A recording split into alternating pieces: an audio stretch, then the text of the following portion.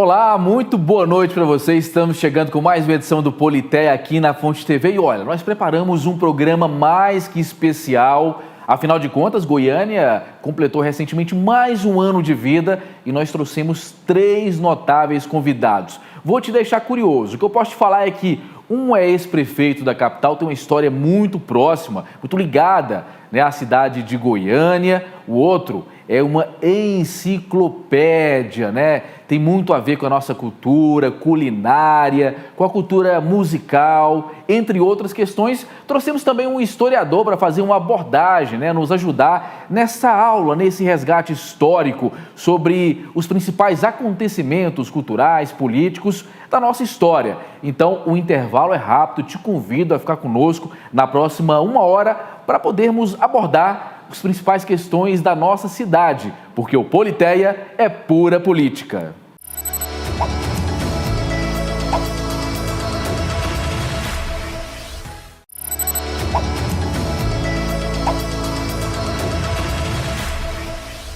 Estamos de volta com o Politeia, que é pura política, e como dito no bloco anterior, vamos fazer aí uma viagem, né? Do ponto de vista político, histórico, cultural e o que a gente conseguir, afinal de contas, né? Ontem foi comemorado, foi celebrado o aniversário de Goiânia, 86 anos de história dessa belíssima capital que tão bem acolhe aquelas pessoas que vêm para cá. E para, né, contribuir com esse programa, nós estamos recebendo 3 pessoas muito especiais, 2 particularmente têm uma relação direta com Goiânia e um especialista que vai nos ajudar a poder trazer dados, né, referentes à história goiana. Estou recebendo aqui nos estúdios com muita honra ele que foi prefeito da nossa capital, foi parlamentar, é professor universitário, né, também, é um intelectual da academia. Estou falando do ex-prefeito Pedro Wilson. É uma honra tê-lo aqui. Muito boa noite, seja bem-vindo mais uma vez. Boa noite, Segismar Júnior. É um prazer voltar aqui, estar com o Givaldo. E meu mestre, que admiro muito, que conheço a família, a filha, que inclusive na universidade, e que é uma história que muito prezada, porque não só ele veio de São Paulo para cá, mas como ajudou a construir Goiânia, com as mãos, porque hoje intelectual reconhecido no Brasil, todo no mundo, ele veio com a família para fazer, ajudar a Goiânia a ter madeira, ter artesanato, ter tudo aquele negócio. E ainda, bariano, goleiro do Atlético, né? Eu, como sou torcedor do Goiás, né? E nós estamos aí, o Atlético já querendo voltar para a primeira divisão e nós segurando lá na primeira divisão, porque o Vila, com todo respeito à minha mulher, e meu genro e meus netos, que são vilanovenses, né? A palavra é até perigosa, vilanovenses, né, que estão aí no meio de campo, né? Então, e também de saudar Goiânia, essa cidade acolhedora e que contribui e mostra que a migração para Goiânia foi uma coisa fantástica, porque tem gente de todos os países, tem gente de todos os estados e tem homens e mulheres que estão aí construindo Goiânia com 86 anos. Então, é uma honra estar aqui e conversar um pouco sobre essa cidade que ajudou o Brasil a caminhar para o Cerrado Centro-Oeste brasileiro, para o Brasil Central, com Brasília de JK e Goiânia de Pelo do Vivo. Pois é, o professor Pedro Wilson já me ajudou a adiantar, né, essa figura icônica, né, a história dele que de fato, tem tudo a ver com a nossa cidade, se confunde com Goiânia. Estou falando dele, Bariane Hortêncio, ele que é folclorista, pesquisador, escritor. Olha, tem um currículo que eu vou te falar. Muito boa noite, é um prazer tê-lo aqui, uma honra. A honra é minha, eu já vim aqui umas vezes já. É um prazer tê-lo aqui novamente. Mas a gente sempre volta, né? Com certeza vai trazer muitos dados para nós, para me ajudar aqui a fazer o programa, trazendo aí seu currículo acadêmico aí, de fato extenso, ele que é doutorando em História. Estou falando do Givaldo Corsínio, né? Já esteve do outro lado lá como entrevistado, vai me ajudar a fazer o Politeia. Boa noite. Boa noite a vocês, boa noite ao público. Muito feliz por estar aqui mais uma vez e dessa vez muito feliz por poder estar conversando, com pessoas tão importantes e tão agradáveis, inteligentes e disponíveis. Eu fico muito contente e espero que os espectadores também fiquem tão contentes como eu estou agora em conversar com o Pedro Wilson, com o Dr. Bariano, que é um doutor, né? Exatamente. E com todos aqui. Nós temos 2 doutores aqui, honoris causa, né? Vamos falar sobre isso. Senhor Bariano, primeira coisa, o senhor não é goianiense nem goiano de nascimento, né? O senhor é paulista? Eu sou do estado de São Paulo. Eu cheguei aqui em 1938. Com meu avô, a indústria mais... A indústria urbana que mais antiga é a Serraria Bariani. Que meu avô é italiano e trabalhava com ele os filhos, os genros, meu pai era genro dele. Então, lá no estado de São Paulo, a madeira estava acabando e aí meu avô queria mudar para uma cidade nova, para ele ajudar a construir a cidade e a família, né, crescer. Então, estava surgindo Londrina, no Paraná, Marília, em São Paulo e Goiânia, que agora era muito longe. Mas meu tio chegou com o jornal, o Anápolis, que tinha a primeira página, o Venerando Freitas Borges, prefeito de Goiânia com 28 anos. Aí meu avô falou, você é um prefeito de 28 anos, vamos para lá. Aí o caminhão que veio trazer demorou 8 dias para chegar aqui de Tuverava aqui. Uma semana. De Tuverava para cá, 8 dias? Isso aí veio refletir na mudança da capital, porque a capital não era para ser em Goiânia, era para ser em Bonfim, que hoje é Silvânia, porque lá tinha estrada de ferro. Porque o Goiás tinha uma fama muito ruim, né? Matou em São Paulo, fugiu para Goiás. Matou em Minas, fugiu para Goiás. Aí o doutor Pedro queria tirar esse ranço e fazer uma cidade cultural no centro do Brasil. Mas como é que ia receber ferro, cimento, madeira aqui sendo de estrada? Então, em Bonfim, Silvânia, que tinha estrada de ferro. Aí o Ricardinho de Oliveira Ney, que era mineiro, muito sabido, né, para o prefeito, falou, doutor Pedro, Campinas pode participar? Ele falou, lógico que pode participar. Aí ele saiu, pegou a assinatura dos prefeitos principais da toda a cidade para ser aqui em Campinas, né? Caso contrário, porque Dom Emanuel Gomes de Oliveira, que era arcebispo em Bonfim, e ele era presidente da comissão para escolher o local de pôr a capital. Já pensou? Aí o Ricardinho, né, saiu com a lista, tinha que ser em Campinas. Pois é, o senhor chegou aqui então quando criança. Quais são as memórias que o senhor tem da Goiânia, né, iniciando ali a sua história? O que o senhor lembra daquele momento, né, que o senhor chegou aqui também? Pois é, mas eu tinha 15 anos. Aí aqui quem chegava para fazer por indústria, qualquer coisa, tinha direito a lote. Então ganhamos dois lotes lá na Vinha Goiânia. Aí minha avó falou, não, aqui tem mato, eu quero ir para Campinas, não sei o quê. Dispensou aqui e comprou um terreno lá em Campinas, né? Que aqui era só, era um canteiro de obra, né? Muito vento, muita poeira, muita coisa, aquela coisa. Então nós fomos para Campinas, ela comprou um terreno e montou a serraria lá e hoje a indústria mais antiga que tem aqui de Goiás é a Serraria Bariani. Professor, e como que era a relação entre as pessoas que moravam ali, que já eram da cidade de Campinas, e os chegantes, esses migrantes que estavam vindo com todos esses costumes diferentes e tudo mais? Lá em Campinas era o povo de lá. O povo de lá. Agora Goiânia é uma cidade cosmopolita, foi feito só com gente de fora. Como ele falou, que o prefeito aqui tem Frei Confalone, o João Setúbal, que vieram essas pessoas para cá. E aqui em Goiânia, então, você tem de tudo aqui. A culinária, por exemplo, tem de tudo, porque é uma cidade feita só com gente de fora, né? E agora o povo de Campinas era Campininha de lá, era uma cidade dos Moraes, né? As famílias Moraes que mandava lá. Joaquim Lúcio é até avô da minha mulher, que eu casei com a família Moraes lá. Ele tinha a praça, Joaquim Lúcio, esse prefeito que chegou de Minas Gerais, que é o Ricardinho de Oliveira Ney, ficou sendo genro dele, também puseram no comércio, né, tal. Então, em Campinas já existia essas famílias de Moraes e tal.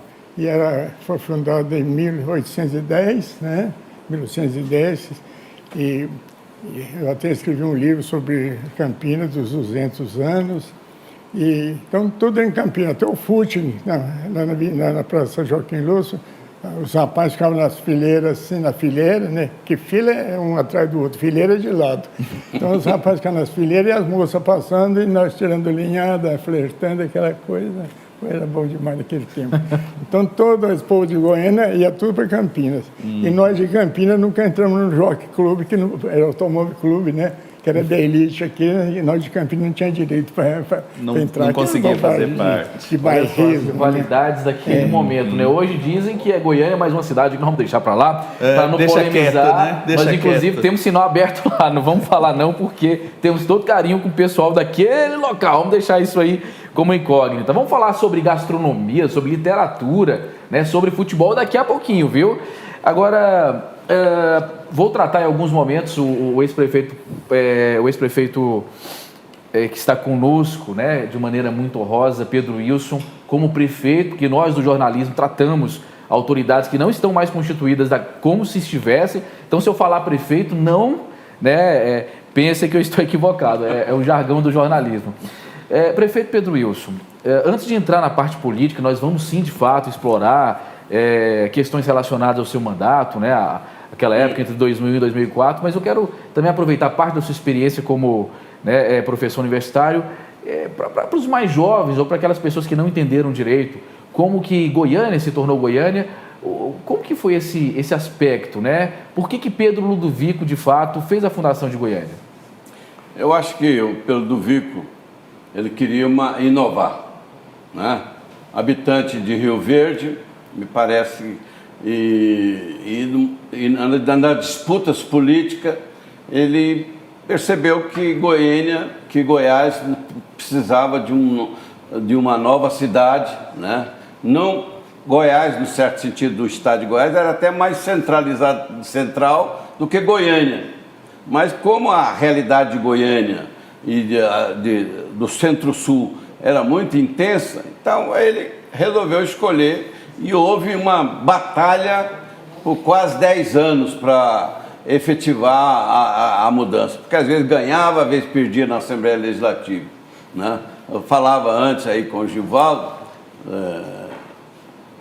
querido Mariano Hortêncio, que eu fico feliz de estar aqui perto dessa figura que ajudou Goiânia e a nossa culinária a se tornar universal, né? E é uma pessoa boa de você estar com ele, né, os amigos dele, uma pessoa universal, que é aquele que não fica preocupado com questão, preocupado com o quê?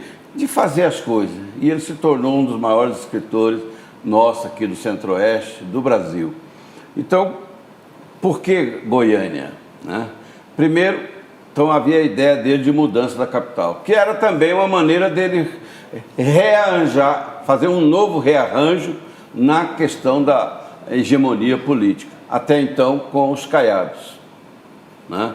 Então, ele fez com outros grupos de políticos, né? Então era a história do PSD dele e da UDN, né, dos caiados. Então essa luta levou famílias da cidade de Goiás a se dividirem. Por exemplo, a família Alencastro Veiga e Veiga Jardim, elas ajudaram muito pelo Ludovico a mudança. Outras famílias não quiseram, tem até a história de quem ia para o Rio de Janeiro, procurava ir para o Anápolis ou para o Rio Verde para não passar em Goiânia, né? E tanto que houve uma batalha legal, quer dizer, o ato de pedra fundamental foi, né, foi em 33. Mas o ato mesmo de transferência de Goiânia com título de capital foi em 37. Por quê?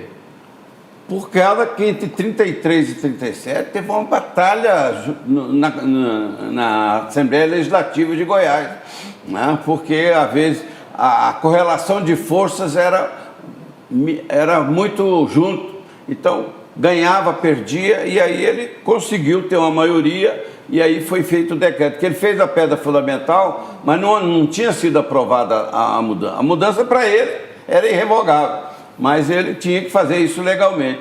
Então, em 37, ele fez, a Assembleia aprovou, e aí ele transformou e veio para Goiânia. Mas ainda há outro, o Mariano levanta muito bem aqui, que era um centro cultural. Aí veio ainda a história que Goiânia tem uma outra data, que é o dia 5 de julho de 42, quando houve o batismo cultural.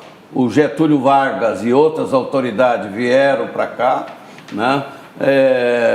E todo um processo de valorização de Goiânia, né? Até a própria criação do nome Goiânia, né? Que daquilo que eu sei, não sei se toda a verdade, mas que um grupo de pessoas primeiro queria que Goiânia fosse inaugurado no dia do aniversário dele, que era o dia 23 de outubro. Aí ele falou assim, não, põe dia 24. Não quero...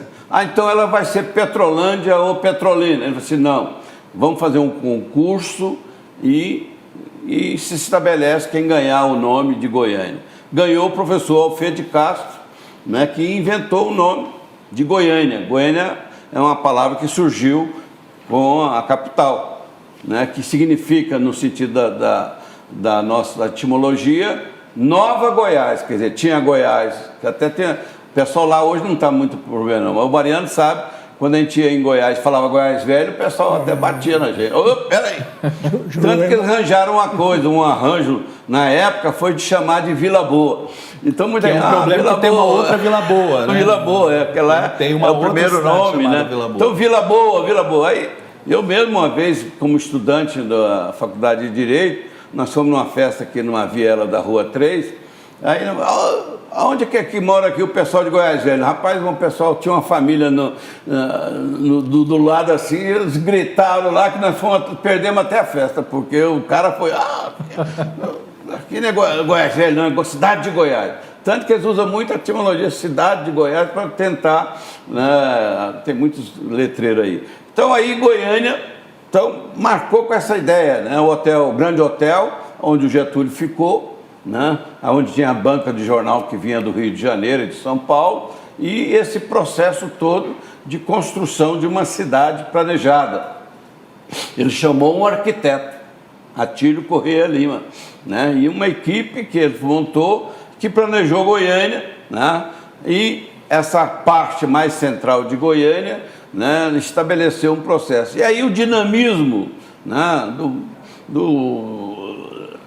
da atividade imobiliária acabaram expandindo de maneira de mais de interesse de imobiliária do que da própria cidade. Tanto que você vê uma avenida de 2 pistas num bairro, no outro bairro ela nem existe, porque o outro bairro era de outra pessoa e ele às vezes queria mais lote.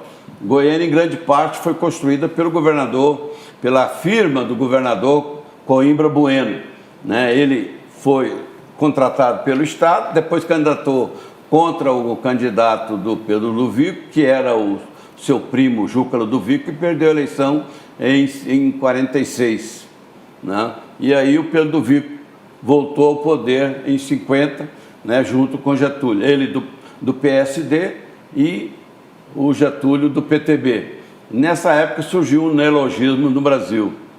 O PSD apoiou o Cristiano Machado, que foi governador de Minas. E aí, mas todo o PSD, inclusive o PSD do Pedro Ludovico, apoiou o Getúlio.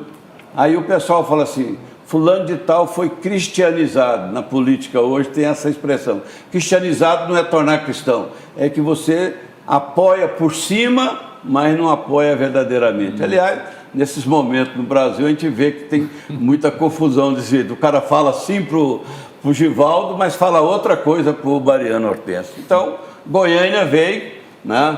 Essa história dele, por exemplo, assim, o nosso arcebispo Dom Emanuel chegou a ficar magoado e praticamente ficou em Bonfim, onde era o seminário daqui, porque só tinha uma diocese aqui, né? 2, tinha de Porto Nacional. Então, o Dom Fernando veio e dividiu o Goiânia. E aí ele está enterrado lá na catedral, junto com o Dom Fernando e Dom Antônio, mas ele queria realmente, achava que devia lá perto de Silvânia, de Bonfim, hoje Silvânia. Inclusive, ele levou para lá um colégio salesiano, e eu vim do interior para estudar no Ateneu Dom Bosco. E umas coisas que marcou muito, né, além do futebol, tudo, né, foi os desfiles que nós tínhamos em Goiânia naquela época. o Ateneu Dom Bosco, o Liceu de Campinas, chamado Pedro Gomes, o Liceu de Goiânia e o Instituto de Educação e outros colégios que estavam surgindo, como Goiânia chegou a ter um ginásio municipal. Você veja bem que é uma coisa completamente fora, porque normalmente a prefeitura só tinha grupo escolar, e a maior parte, inclusive, do Estado, não era nem da prefeitura, né? Então, naquele tempo, havia essa efervescência da juventude que vinha para Goiânia, vinha do norte de Goiás, né? Muitos vinham para cá e depois não voltavam para lá, e gente do interior de Minas veio para Goiânia, porque então surgia, né, escolas que depois se tornaram a Universidade Católica de Goiás, que foi criada, né, o aniversário dela foi de dia 17 de outubro de 1959, criada por Juscelino. E no dia 14, né, de dezembro de 1960, o Juscelino criou a Universidade Federal de Goiás. Inclusive muitas faculdades que estavam numa, foi para outra, e nós tivemos essas duas universidades. Tinha vindo também a Escola Técnica, né?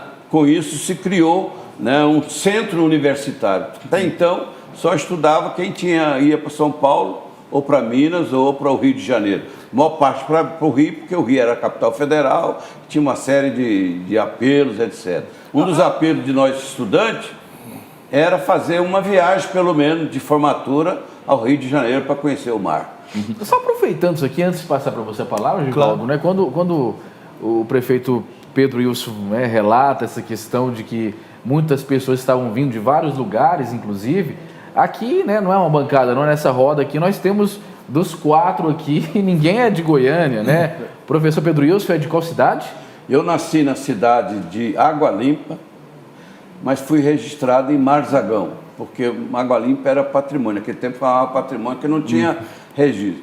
O senhor Bariano, de onde? De qual cidade do interior de São Paulo? O senhor falou que é de qual cidade do interior de São Paulo? O senhor nasceu em que cidade Eu de vim São de Paulo? Igarapava, estado de São Paulo. Igarapava. Eu, né, sou da Bahia, sou do estado da Bahia. E Givaldo, eu sou paulistano, eu sou da cidade de São Paulo, ou né? seja, essa cidade ela recebe todo mundo, né? Givaldo, falando sobre o aspecto, recebe da melhor maneira possível, diga-se de passagem, né? Sou apaixonado por Goiânia, Getúlio goianiense Vargas de não coração. veio, não. Givaldo, Raja o Gabalha professor é o Pedro nome Wilson, dele. E não ele veio, citou um aspecto da política da época, né?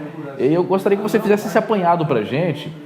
À época, Getúlio Vargas era o presidente da República e houve também uma revolução, a Revolução de 30, é isso? Você tem a Revolução de 30, que tem toda uma articulação nacional, né, de mudança política, porque você tem o Getúlio Vargas, que ele é um político importante no Rio Grande do Sul, né, que vai se ligar com parte da oligarquia do Nordeste, né, para tentar tirar do poder uma velha oligarquia de São Paulo e de Minas. E o que acontece? Goiás vai estar num espaço muito limítrofe dessa briga, né? E aí, nesse processo, o Pedro Ludovico, que vai ver nesse embate uma possibilidade também de modificar, como o professor Pedro Wilson lembrou, a correlação de forças aqui em Goiás, ele vai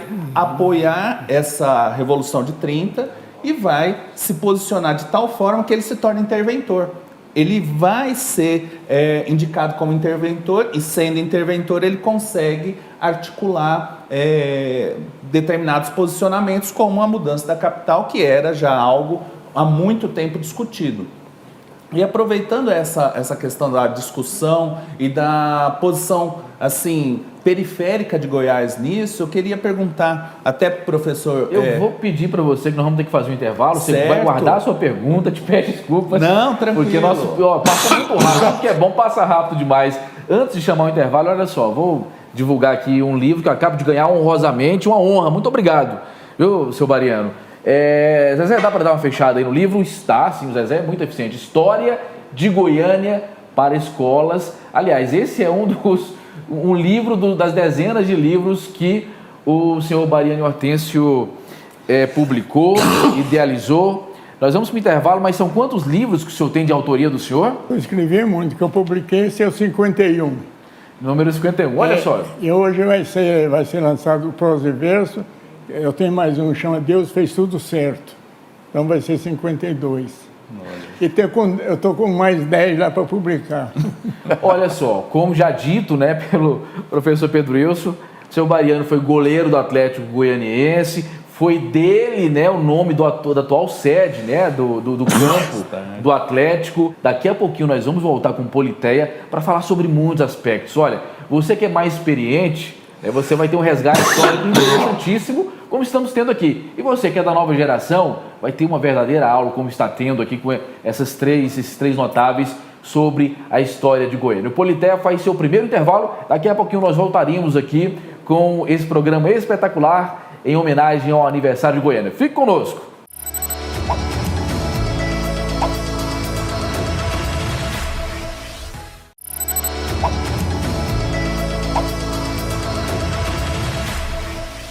Voltamos com mais um bloco do Politeia nessa discussão maravilhosa. Você que trocou de canal nesse momento, estamos falando aqui, repercutindo o aspecto histórico, político, cultural da nossa querida capital Goiânia, né, que completou recentemente, na última quinta-feira, 86 anos de história. Foram tantas coisas, né, relatadas, né, tantos aspectos colocados aqui pelos nossos convidados.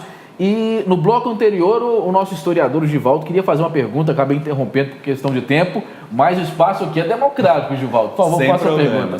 Então, eu quero perguntar para o professor Bariani o seguinte: como o Pedro Wilson bem lembrou, Goiânia tinha um papel importante na educação, na cultura.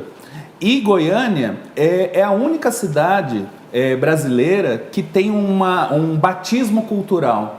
Qual é a importância para a cidade de Goiânia, ainda hoje, a existência desse batismo cultural? E até porque o local onde ele se deu a maior parte dos eventos, ainda hoje é o Instituto Federal, é onde hoje é o Instituto Federal. Qual foi a importância desse batismo cultural para Goiânia? A pedra fundamental foi no dia 24 de outubro de 1933. Ela está no elevador do Palácio das Esmeraldas, está lá no fundo do elevador, a pedra fundamental. Aí, o que é a pedra fundamental? É um buraco lá cimentado, ali tinha o dinheiro da época, que era o MIRREI, o Jornal Popular, e as coisas da época, punha trancou, está lá até hoje. Então, aí o doutor Pedro queria que muita gente conhecesse Goiás, conhecesse uma cidade moderna, tanto é que o Atílio Correia Lima tinha formado na França e ele veio para cá, trouxe a Arte Déco. Só tinha no Canadá em Paris e aqui, né? Arte Déco. Ele queria tudo que era moderno. Então, o Atílio Correia Lima foi formado e veio para cá. Depois, quem construiu Goiânia foi os irmãos Jerônimo Coimbra Bueno e o Abelardo, né? Eles construíram. Então, tem muitos bairros lá que chama Coimbra, chama... Foi honorário, não tinha dinheiro, recebeu em terra, sabe, essas coisas. Bom, então, aí ele esperou 9 anos, porque Goiânia queria que viesse muita gente. Então, ele esperou 9 anos, 5 de julho de 1942, porque Goiânia tinha 14 mil habitantes, sabe? E aí já tinha hotel, além do grande hotel, tinha as pensões do... Tinha pessoa em Campinas. Lá, aqui, também tal. Então, ele fez tudo certo. Monteiro Lobato chegou aqui, lembra? Monteiro Lobato,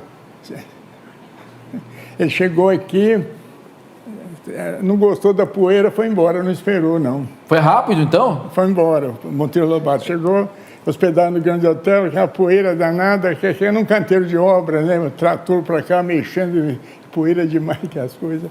Aí, então, foi no dia 5 de julho de 1942. E eu tinha 19 anos, eu fui assistir. Até tem uma rata muito grande lá, porque o Getúlio Vargas não veio.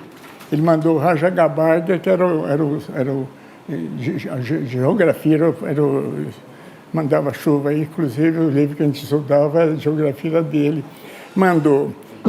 E na hora lá na festa, lá no Teatro Goiânia, aí o Cunha Júnior, que era o locutor, agora vai entrando fulano de tal, então um tapete vermelho, lá tinha a mesa lá, no fundo assim, era do Totó Pecá, que tinha pintado, né? Até hoje tem. Aí o Cunha Júnior chegava. A hora que no final, que o Pelo do Vico entrou de braço dado com o Raja Gabalha, que era representante do Getúlio, aí, devido Gabalha com G, N e tal, ele ficou meio confuso, assim, Cunha Júnior, e falou, vai entrando o eminente doutor Pedro do Vico com membro de fora. Tá. Então eu estava lá, eu tinha 19 anos, assistia essas coisas. Então Goiânia, o Teatro Goiânia, por exemplo, é um navio, você pode ver que é um navio, né? Lá no Lago da Rosa, toda aquela morada, tudo é arte decor. E aqui estão no centro tampando com propaganda, aquelas coisas que não pode fazer isso, né? O Grande Hotel, de fato, como alguns historiadores relatam, ali era o palco dos discursos políticos de presidentes da época, entre outras autoridades. Se sim, o senhor assistiu a alguns? Pois é, mas o Grande Hotel foi feito para receber essas pessoas. E como naquele tempo o hotel dava refeição, tudo, lá esqueceram de fazer a cozinha. O Grande Hotel não tem cozinha, foi esquecimento. Foi tudo feito depressa demais, aquelas coisas. Então, aqui, com esse batismo cultural que chamou, depois de 9 anos, com Goiânia com 14 mil habitantes, gente, tinha 1.600 pessoas de fora. Gente importante, do jeitinho que o doutor Pedro queria, sabe? Planejou tudo. Um homem naquele tempo, Goiás aqui era sertão. O povo de Goiás Velho, disse que o povo de Goiás Velho bebia água no Rio de Janeiro, mas não é assim não. Ele saía com a tropa até Santa Leopoldina, que hoje é Uruanã, 200 quilômetros. Lá pegava o batelão, descia, ia até no Tocantins, subia, ia na foz do Tocantins com o Amazonas. Lá na foz, pegava um navio costeiro, era um mês. Era um mês essa viagem, essas coisas. E diz que eles bebiam água no Rio de Janeiro, não é possível, né? Então, ninguém entrava para cá, aqui o sertão bruto, aqui só os bandeirantes que entravam por aqui. Então, a mudança de Goiás é desde 1830, depois de 100 anos certinho que foi mudar, né? Que lá não tinha condições. As casas emendadas na outra, assim, para a economia, o sol não batia, o povo era doente, tinha muito tifo, muita coisa. Para poder progredir, não tinha serra do lado, ia furar, era pedra, aquela dificuldade, e muita doença. E lá, durante um ano, não construía nenhuma casa, até derrubava, mas não construía. Então, aquele governador todo que tentaram mudar, mas não tinha como passar a coisa. Então a capital só mudou por causa da Revolução de 1930, que o doutor Pedro, aliado do Getúlio Vargas, venceu a Revolução, ele foi nomeado interventor federal com todos os direitos, pôde ir lá e mudar a capital. Não, ninguém tirava a capital, porque povo amoroso da terra, aquela coisa, ninguém tirava. Prefeito, o senhor foi deputado constituinte também? Não. Não? Mas eu quero saber, vocês dois participaram, né, de toda aquela movimentação na Praça Cívica, direta já? Os senhores participaram, estiveram lá, os dois? Eu estive na praça, primeiro, né? Quando houve o golpe, a repercussão em Goiás foi muito forte. O Mauro Borges tinha um prestígio muito grande e ele tentou ou pensou em resistir, né? Então, muita gente foi para o Palácio, né? E o pessoal, para dar o susto na população de Goiânia, passava os aviões em cima do Palácio das Esmeraldas, né? E fazendo auê para ver se todo mundo afastava, porque estava aí já a intervenção pública em Goiás, né? o Castelo Branco falou para ele que ele não ia ser deposto, mas depois e nomeou o Novembro, né? Foi isso. Coronel Matos, né? Para ser. E aí eu assisti, ó, vendo, né, nós estudantes lá da universidade, vimos, quer dizer, formar aquela pessoa para entrar. Aí veio um oficial da aeronáutica para comunicar ao Mauro Borges que ele estava depois. Parece que tinha essa exigência de, olha, você foi cassado e tal. E esse oficial passou por um corredor, como a gente chama aí, polonês, né, de pessoas que não aceitavam. Ele foi lá e entregou, né, o Mauro Borges pegou e tomou uma atitude mais conciliadora e não resistiu, porque a polícia de Goiás estava muito, né, com o coronel Clementino lá e tudo mais, então nós estávamos quase todo mundo na praça cívica, até que veio esse oficial e depois veio o interventor, que não participou. O Mauro Borges saiu do palácio, né, e ficou. Depois nós tivemos uns anos 70 para 80, né, a campanha para 3 temas importantes para nós. A campanha da Direta Já, pela democracia e liberdade, e também por um Estado de Direito, com eleições, né? Tanto que as eleições para governadores foi feita antes, né, e para prefeito na cidade que não tinha tipo de nacional, de segurança nacional, né? Segurança e balneário, né? Inclusive tiveram dificuldade em Goiás, né, porque era para intervir, porque lá liderava o Santilo, liderava a ANAP, então já tínhamos a base aérea. Então a ANAP não era nem balneário, né? Aí inventaram a segurança nacional, porque a ANAP era a cidade da base aérea, né? Então, prefeito, você está lembrando isso, e Goiânia tem muita história de resistência, né? Mauro Borges 2 vezes, com a Rede da Legalidade de 61, isso, com a questão da deposição dele, que ele mesmo nas memórias lembra do quase ataque da Força Aérea à Praça Cívica. Goiânia é a cidade onde começa o movimento das Diretas Já, né? O primeiro comício foi aqui, né? Foi lá na Praça Universitária. Só que é interessante a gente observar que na história de Goiânia, os prefeitos ou o poder municipal, às vezes ele está um pouco esmainecido, a gente não consegue perceber. Tem um venerando lá atrás, mas ele tem um pouco uma presença assim como auxiliar do governador. Depois nós temos o Iris Rezende já na redemocratização. Como é que o senhor, como já um ex-ocupante da prefeitura, vê a relação da cidade de Goiânia com a política estadual e municipal? Existe alguma diferença, por exemplo, do prefeito de uma cidade como Goiânia e de um prefeito de uma cidade como Belo Horizonte ou São Paulo, que não for... Belo Horizonte foi, mas o São Paulo que não foi planejada para ser uma cidade capital? Tem e não tem, né? Quer dizer, eu acho o seguinte: primeiro que quando chegou as Diretas Já, os prefeitos eram nomeados pelo governador.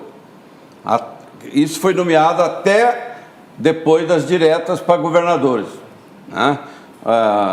O Iris ganhou em 82, mas o prefeito foi nomeado por ele, né? Que foi o União, né? Que foi prefeito nomeado e foi prefeito também eleito. Então, quer dizer, a administração. Mas Goiânia tinha uma mobilização estudantil muito forte, né? E participava, né, não só das Diretas Já, mas antes participava, por exemplo, da luta contra o Ato Adicional número 5, né, que no Rio teve uma participação de 100 mil pessoas. Naquela época, nós fizemos uma manifestação em Goiânia com 5 mil pessoas, que proporcionalmente era igual ao Rio ou maior.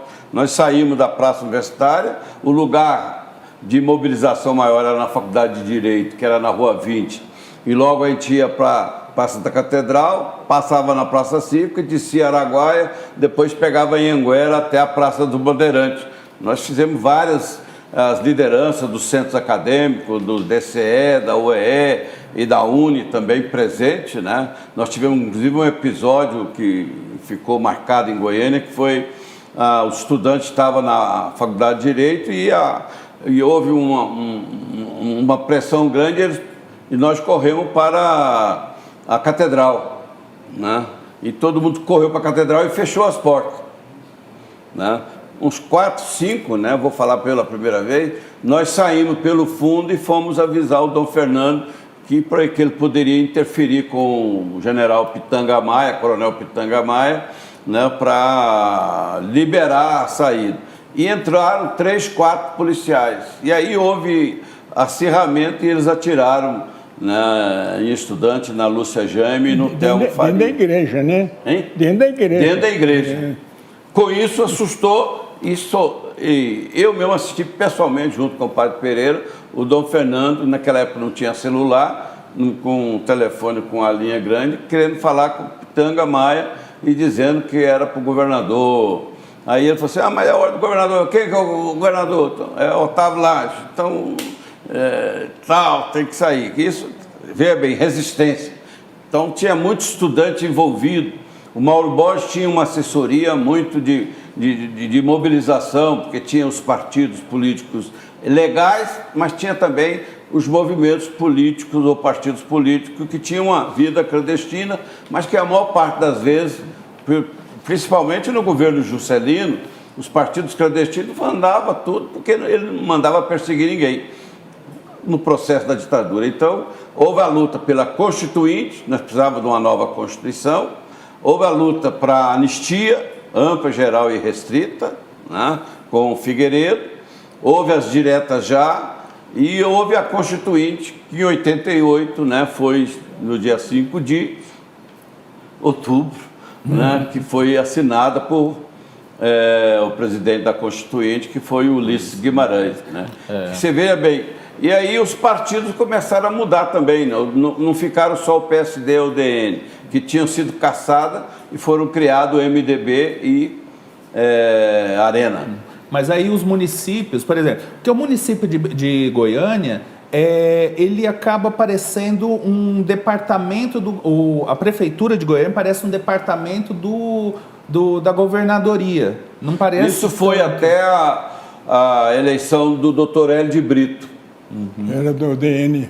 Da UDN, porque havia isso, o prefeito normalmente ganhava o prefeito que estava em oposição ao governador, porque as demandas sociais, políticas, estruturais eram muito grandes. Então, Goiânia funcionava como pressão. Tanto que o doutor Hélio ganhou a eleição, né? Porque até então a Secretaria de Viação e Obras Públicas do Estado é que fazia o asfalto nas ruas de Goiânia, quer dizer, a capital não tinha. O doutor Hélio reorganizou e deu uma grande autonomia, não total, porque a capital sempre tinha aquela história da pressão, né, e dependia dos recursos do Estado para investir, né, não tinha muitas verbas federais, né, como hoje tem as chamadas emendas ou verbas diretas que saem do governo federal para o municipal. Então o governador tinha toda uma pressão, mas havia esse jogo, essa mobilização em que às vezes o doutor Hélio ganhou em 60, né?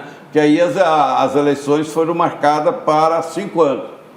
Em 65 teve novas eleições, aí depois houve a mudança, né? Em 65 ainda teve a eleição para governador e para prefeito, né? Ganhou o governador o Otávio Lage e na prefeitura ganhou o Iris Rezende. É de fato uma verdadeira aula de política. Só trazendo aqui, voltando ao aspecto cultural. A culinária pode ser considerada cultura também? Não, sabe o que é? A culinária em Goiás, ela depende da indígena, africana e portuguesa. Então, quando começou, o que comeu o primeiro homem branco que entrou em Goiás? É o que dava espingarda, o que dava o anzol. Depois foi comer comida dos índios lá na beira do Rio Vermelho. Então, depois vieram os escravos, porque o ouro de aluvião, que escolhia as pepitas assim, acabou, tinha que furar. Aí trouxeram os negros escravos. Então a cozinha era indígena, já pensou comer comida de índio. Aí já veio as negras com a culinária africana, que melhorou muito. Depois, quando acabou a época do ouro, tal, que vieram os portugueses que abriram lavoura e tal, a pecuária, então era a cozinheira portuguesa. Então nossa cozinha aqui é oriunda da indígena, da africana e da portuguesa. E como a cidade de Goiânia, sabe, é uma cidade cosmopolita e foi feita só com gente de fora, então tem de tudo aqui, desde o começo tem de tudo aqui, né? Porque a comida do povo chama trivial, arroz, feijão e carne. Se a pessoa não comesse carne, ela podia encher a barriga de tudo quanto é coisa, não comeu carne, ela não comeu. Então, era o trivial, arroz, feijão e carne. É o costume da roça, né? Essa coisa então, das comidas. Esse negócio de piqui, não sei o quê, de guariroba, são outras coisas mais influentes de mineiros, sabe? Porque o piqui, lá no Mato Grosso, faz sabão. Né? Em Minas Gerais, eles não comem. Então, tanto hoje eu almocei piqui de Montes Claros, lá de Minas, que aqui não tem, está vindo de lá. Então, a culinária goiana vem da indígena, da africana e da portuguesa, depois de todos os países, porque Goiânia foi uma cidade construída só com gente de fora. Interessante essa história do piqui. Agora, o senhor, salvo engano, é fundador do Bazar Paulistinha, era uma gravadora, o senhor também é compositor, é isso? Eu por exemplo, Bazar Paulistinha, que quando eu cheguei aqui, escutei um barulho, fui lá, era jogo de futebol. Goiás, o Atlético ia jogar contra Nápoles. E quem ia apitar a partida era o prefeito Venerando Fita Borges, mas o técnico era o Parateca. O Parateca era fotógrafo, depois a dona Gersina colocou ele como prefeito, não foi? Foi, de 54. Aí eu vi que estava atrasado, eu tinha 15 anos, mas lá no estado de São Paulo eu ia jogar no meio dos homens. Aí está atrasado, porque faltava o goleiro. Aí eu falei para o Parateca, ô moço, eu sou goleiro. Ele falou, de onde é que você veio, menino? Eu falei, vim lá do estado de São Paulo. Ele falou, o Paulistinha vai jogando gol aqui. Lá em Campinas, eu chamo Valdomiro Baria Nortênio. Lá em Campinas ninguém me conhece, é Paulistinha. Aí eu peguei e abri uma loja, um bazar, aproveitou o nome, foi Bazar Paulistinha. É a loja mais antiga daqui, está com 71 anos e está funcionando até hoje, né? Então aí eu passei a integrar o Atlético e naquele tempo a gente comprava tudo, cada um comprava suas coisas, e quando eu ia comprar a bola tinha que fazer uma vaquinha, aquela coisa. Aí o Aciola entrou, né, e dava tudo pra gente.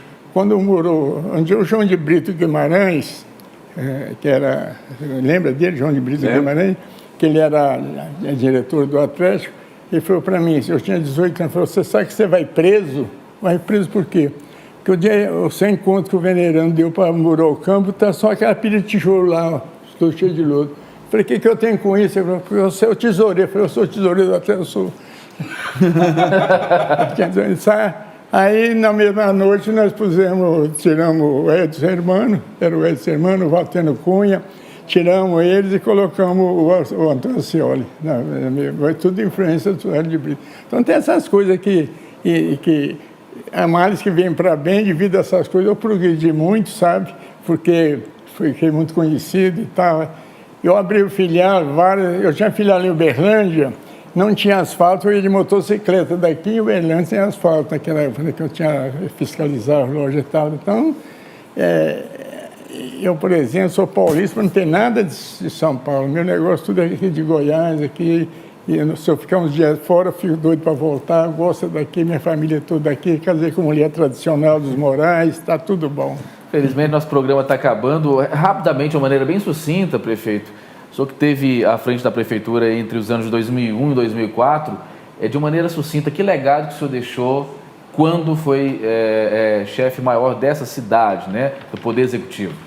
Olha, o primeiro legado é chamar a população para participar. Nós tivemos um orçamento participativo e a reunião com todas as categorias sociais para discutir o crescimento da cidade. Nós não podemos só apoiar um loteamento se aquele loteamento está de acordo com o geral, né? A questão da educação, do CIMEI, Centro de Educação Infantil, acabar com aquela história de que criança vai para o chiqueirinho, vai para para ser atendido pela tia boazinha, então ela de creche, mas um centro de educação que tenha pedagogia, professor, 2 professores, tenha alimento 2 vezes no dia, banho, esporte, lazer, brinquedoteca para criança, que muita criança vê na televisão uma boneca ou vê um jogo, mas ele não tem chance de ter. Mas lá na nossa escola nós colocamos esses dados que é importante para a criança criar, lutar por a criança e cada vez mais na escola. A questão da saúde, que é fundamental. Eu, por exemplo, quando estudei no primário, eu tinha 4 colegas com aleijado por causa da poliomielite. Hoje nós não temos mais, quer dizer, eles iam ver a gente jogar bola lá em Itapuranga, né, lá em Goiás, onde eu morava quando criança. Então ele ficava vendo, ficava aquela coisa quase constrangida. Tinha um até que jogava as muletas no chão e saía para jogar. Aliás, era lá a família Kitnet lá de Ribeirão Preto. E lá teve a primeira professora normalista, para você ver como é que é a luta da educação. Então a questão da saúde, a participação popular, o redirecionamento da questão da área viária, construção de conjuntos habitacionais dentro da cidade. A pessoa mora ali perto de uma poça, então vamos fazer ali a casa dele ali, porque se você faz muito atirado, fica barata a terra, mas fica caro para a prefeitura. Porque você tem que investir em estrada, ônibus, você tem que investir em saúde, educação, escola, tudo isso você tem que... Cada bairro que você faz, você tem que criar ao passo que se você utiliza já dos equipamentos que já estão dentro da cidade, como é o Tamaracá, ou como é aqui no Jardim Goiás, ou no setor Pedro do Vigo. E também tratar a questão cultural de Goiânia. Nós trouxemos para o centro de Goiânia, de Campina, por exemplo, né, a apresentação da folia. Hoje estamos com o 19º aí a apresentação, lá utilizando inclusive a praça, conversando com os padres lá, e a folia hoje, em janeiro, folia de reis, ou nós temos várias folias de reis, de santos. Mas não é só de reis, só. Só de reis, que é uma história cultural. E também a questão do cinema, a questão do canto ouro, ou seja, de incentivar o desenvolvimento cultural, o respeito, independente da questão política ou religiosa, de você fazer uma cidade para todos. Não fizemos tudo, mas achamos que ficou também a relação direta com a população. Eu era prefeito e circulava em toda a cidade, não tinha esse negócio de rococó ou medo, né? Então, essa luta foi. Nós tivemos, então, esse embate, mas nós deixamos uma coisa que é importante, a participação social, a participação popular, das categorias que construíram, valorizar. Nós temos muitas pessoas como Mariana Hortência que às vezes nós nem sabemos. Nós, às vezes, somos tão distantes. Em Goiânia teve um grande vereador baiano, veio para cá, chama Boaventura Moreira de Andrade. Ele foi vereador várias vezes, até da UDN, né? Andava de bicicleta. Eu agradeço aqui a participação do historiador Giovanni Corsini. Givaldo Corsini, muito obrigado pela sua participação, viu? Obrigado por vocês terem me chamado e ainda para poder compartilhar aqui do espaço com pessoas tão especiais para mim, quanto historiador e quanto morador da cidade, como, digamos assim, é meio clichê, verdade, mas como filho adotivo de Goiânia, né, eu fico muito feliz de estar aqui conversando com vocês, conversando com o público, né, que é muito importante nesse momento de festa e nos outros momentos também. Falar sobre Goiânia. Prefeito, deixa uma mensagem nesse aniversário de Goiânia que passou recentemente. A mensagem de que todos nós trabalhemos por Goiânia, seja no poder, seja na sociedade, seja na cultura, seja na educação, para que a gente possa ter uma cidade bonita, né? Porque Goiânia é uma cidade que tem muita concentração de renda. Então nós temos que lutar para democratizar, dar mais oportunidade. E isso precisa de mais educação, precisa de mais conhecimento, e mais debates como esse para a gente conhecer e ser contra ou a favor a partir de argumentos, a partir de solidariedade e de construção de uma cidade bonita como é Goiânia, que a gente saúda e pede passagem para ela nesse século XXI. Eu agradeço imensamente que a participação do ex-prefeito, né, que também professor universitário, parlamentar, Pedro Wilson, esteve conosco atendendo nosso pedido. Também agradeço o folclorista, escritor e pesquisador Bariane Hortência. Foi uma honra imensa ter o senhor aqui, que é uma enciclopédia viva. Que mensagem o senhor deixa para nós nesse aniversário de Goiânia? Uma pessoa de 86 anos é idosa, né? Mas uma cidade é uma criança. Então, a Goiânia é uma criança adorada. É a segunda cidade mais arborizada. A primeira é Curitiba, a segunda é Goiânia.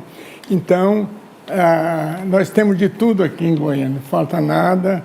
E uma cidade foi feita, como foi do Ludovico, que queria fazer cidade cultural no centro do país e fez, né? Nós somos respeitados no mundo inteiro. Naquele tempo, no começo, falaram, lá em Goiânia tem o Sucuri que atravessa lá, precisa do carro parar, lá em Goiânia tem índio, não sei o que e tal. Então, isso acabou, né? Isso acabou. E Goiânia hoje parece a 9ª cidade principal do Brasil, já é a 9ª cidade. Quem é que ia pensar isso naquele tempo, que a cidade era Goiás Velho? Né? Ele falou que até hoje tem gente que não passa aqui em Goiânia, dá a volta, não passa aqui, gente ainda que ainda está vivo lá. Então, mas é gente amoroso da terra, não tem nada. Porque daquele tempo, para a mudança da capital, o Goiânia, a renda dele era 9 contos por ano. O Cuiabá era 14, no Piauí, que é um lugar atrasado, era 14, também Goiânia é uma arrecadação. Então, lá em Goiás, o povo que trabalhava lá era só funcionário público, sabe? Então, o dinheiro ia tudo para ele, não sobrava para nada. Também não precisava, que lá não construía casa, não construía nada. Então, vários presidentes, governadores, eles queriam tentar mudar a cidade, porque desde 1830 que a tendência é mudar, sair de lá. E somente o doutor Pedro Poi, devido à Revolução de 1930, e Revolução para mim é uma ignorância muito grande, tal, mas tem os benefícios. Então o doutor Pedro era filiado a ele, ao Getúlio Vargas, foi nomeado interventor federal, aí que ele pôde fazer essas coisas todas. Não tira Goiânia até hoje. Muito bem. Foi uma honra ter a presença do senhor aqui também. Esse foi o Politeia. Todo programa a gente faz da melhor maneira possível, mas esse foi especial em nome da Rede Fonte de Comunicação, de todos os nossos colaboradores, né, da direção. Em nome especialmente da Fonte TV, nós deixamos aqui a nossa gratidão por essa bela capital, né, que fez aniversário ontem. O Politeia vai ficando por aqui. Nós voltaremos na próxima semana. E nós vamos finalizar o programa de uma maneira um pouco diferente. Vamos finalizar aí com uma mensagem que foi gravada gentilmente pelo prefeito Iris Rezende, que tem uma história que também se confunde com essa capital. Até a próxima semana. Fique com Deus, gente. Forte abraço. 86 anos de luta de gerações e mais gerações, fazendo de Goiânia uma das cidades mais belas do país. Aqui se comemora, viu? A ação do fundador dessa cidade, Pedro Ludovico, do primeiro e de tantos outros prefeitos, vereadores.